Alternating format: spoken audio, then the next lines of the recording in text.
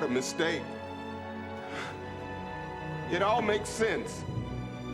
In a comic, you know how you can tell who the arch villain's going to be? He's the exact opposite. The film opens as we see a baby being born in West Philadelphia. This is Elijah Price. Elijah is so brittle that he is born with broken arms and legs.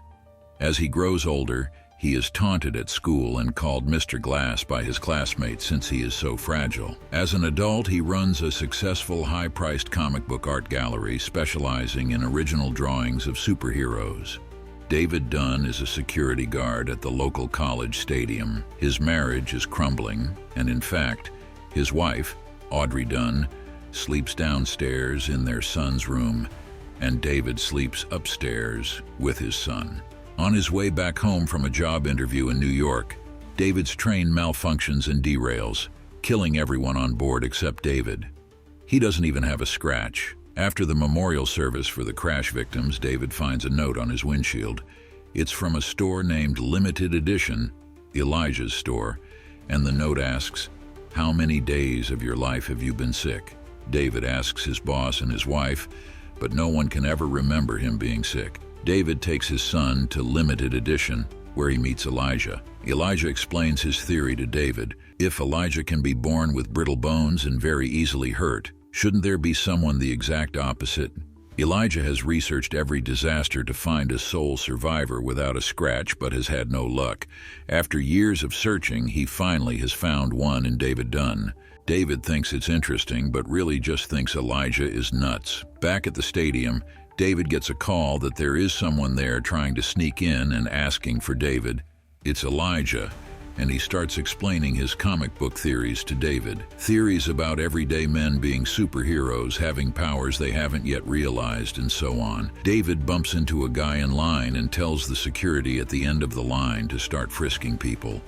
They watch as the guy David bumped into sees everyone being frisked and leaves the line. Elijah asks David what that was all about, and David tells him that when he bumped him, he had an image of a certain kind of handgun. David goes back to work, but Elijah follows the guy David bumped into. They go down a long flight of stairs. Elijah falls, shattering his leg and breaking several other bones, but the last thing he sees is the man's handgun, just as David described it. Elijah was right. David does have some kind of special gift. Back at home, David is working out in the basement with his weight set. His son believed everything Elijah said about David being a hero with a special gift. David still doesn't believe. David asks his son to take some weight off, but without him knowing, he puts more weight on. David lifts 250 pounds, the most he's ever done. His son continues putting on more weight, until David is now up to 350 pounds. He has had all this strength all along that he never knew. Elijah needs his leg rehabbed, and his nurse is Audrey, David's wife.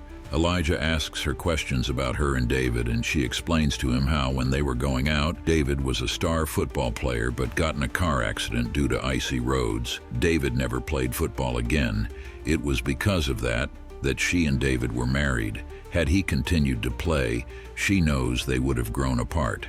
Back at work, David gets a call from his son's school that his son has been hurt. His son had hoped that some of David's superhero traits had rubbed off on him.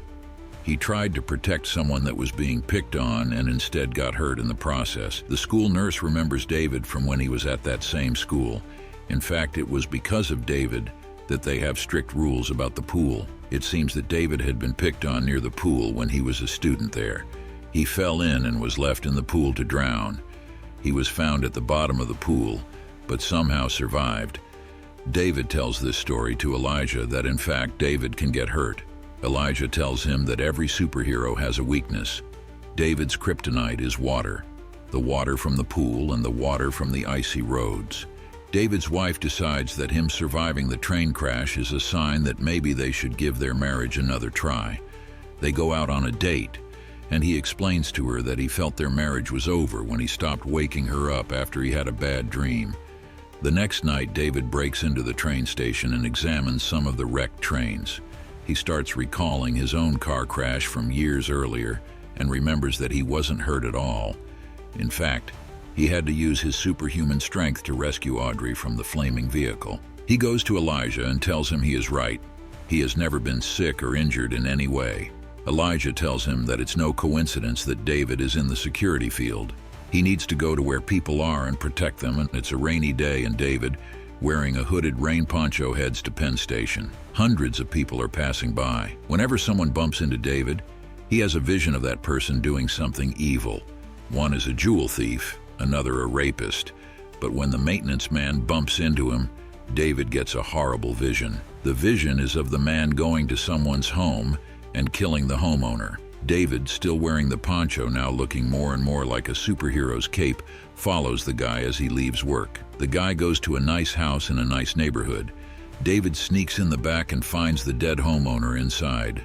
He goes upstairs and rescues two sisters tied up in their bathroom. He goes into another room and finds the mother tied up. The window is open, and David looks out. When he turns back around, there is the maintenance worker who pushes David out the window. David lands on the backyard pool that has its winter cover on. Suddenly, the cover starts collapsing with David's weight, and he gets all tangled up underwater with the cover. He is drowning again, but the two sisters force a pole down to him, and David grabs it and is saved. David heads back upstairs and wrestles with the guy and finally kills him by breaking his neck. The next scene is David back at home hanging up his cape, poncho, and carrying his sleeping wife upstairs to their bed. She wakes up and asks him what is wrong. "I had a bad dream," he says. In the morning, while having breakfast, David slides the newspaper over to his son and holds a finger to his mouth to shush him. The headline tells of a mystery hero that saved the two girls. The picture is an artist's rendition of what the girls saw.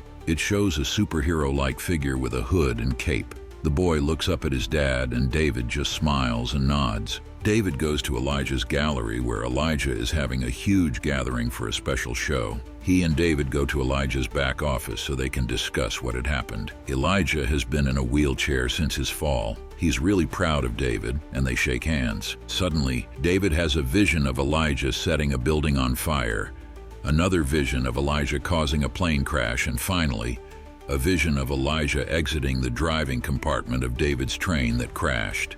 David looks around Elijah's office and is horrified at what he sees. Newspaper clippings of hundreds of disasters from around the world. Elijah is the mastermind behind all these events and has staged them for his own selfish benefit. Just like in the comics, every evil villain needs a worthy adversary, and Elijah has finally found his.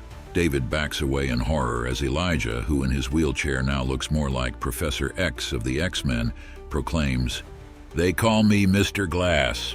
Just before the final credits, a message appears that says that David contacted the authorities and Elijah is now in an institution for the criminally insane.